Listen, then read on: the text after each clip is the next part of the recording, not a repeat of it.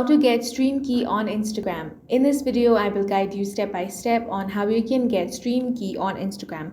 For that, launch open the Instagram app on your device. Now, you want to ensure you have a professional account. To make sure, tap on the profile icon at the bottom right corner of your screen. Then tap on the three lines at the top right corner. Once you get here, you want to scroll down a bit.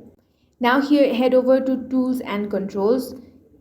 Here you want to check if you're using a professional account. If not, you can simply select switch account type and then switch to a business or creator account.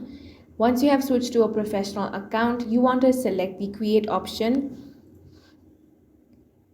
Now from here you want to select live. After that, add a title for your live video and choose the audience. Now set the start time and tap schedule live video.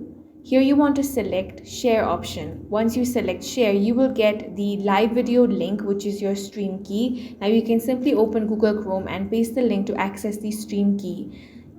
Now use the stream key to stream on other platforms as well. And that's all for this video. If you found it useful, make sure to hit the like button and subscribe for more videos like this.